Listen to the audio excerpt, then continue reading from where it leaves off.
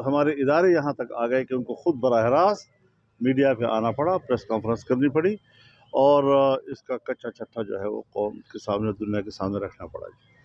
तो ये शख्स जिसने सारी सियासत उसकी बेस करती है मकर पे, झूठ पे, फ्रॉड पे, और इसके अलावा उसके पास कोई मंशूर नहीं है।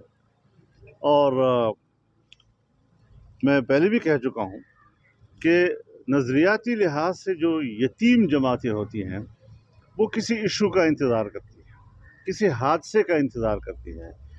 इशू बेस्ड पार्टी अब ये बन गई है, इसको किसी हादसे का इंतज़ार होता है, फिर उसके ऊपर चंद दिन उछलने कूदने का उनको मौका मिल जाता है। लिहाजा कौम को भी हम दावत देते हैं कि वो ऐसे अनासर के ख़िलाफ़ मुत्तहिद और मुनज़्ज़म हो जाएं और उनको अपने सफ़ों में दोबारा जगह ना दें। इससे मुल्क के अंदर अफरा तफरी पैदा होगी, उनको फिर वो तक़वियत मिलेगी, वो फिर वही कुछ करेंगे। इनके यहाँ तख़रीब की सलाहियत है, तामीर की सलाहियत ही नहीं है। लिहाजा जब भी आप उसको मौका देंगे वो तख़रीब ही की तरफ लोगों को ले जाएंगे।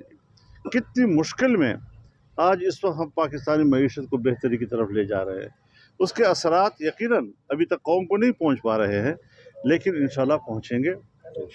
जिस तरह डॉलर के मुकाबले में रुपया मजबूत हो रहा है, जिस तरह मुख्तलिफ हमारे पेट्रोलियम की और दूसरी कीमतों को नीचे गिराया जा रहा है और इस तरफ एक अमल जारी है, सो इसको अब चलना पड़ेगा। मईशत पहले भी मजबूत हुई है और आज आप खुद देखें कि IMF के नाम हाथों हमें इसी ने गिरवी रखा था, स्टेट बैंक को इसी ने उनके नाम गिरवी कर दिया। और इस हुकूमत ने 6 महीने के अंदर अंदर, जब आप दुनिया की ब्लैक लिस्ट के किनारे खड़े थे और दिवालियापन के किनारे खड़े थे, आज वहाँ से उठाकर ग्रे पे ले आए और ग्रे से हम वाइट पे ले आए। उसको दुनिया ने पाकिस्तान को वाइट तस्लीम कर लिया है और अब दुनिया की मईशत जो है वो पाकिस्तान के लिए खुल गई है और पाकिस्तान के लिए इमदाद भी रास्ते भी खुल गए हैं।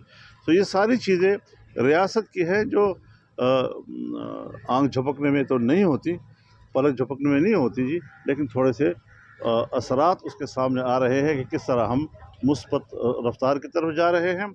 आज एक बार फिर जब चाइना पाकिस्तान का एक बाज़ाब्ता इजलास हो रहा है और जिसमें चाइना ने पाकिस्तान के अंदर अगले साल में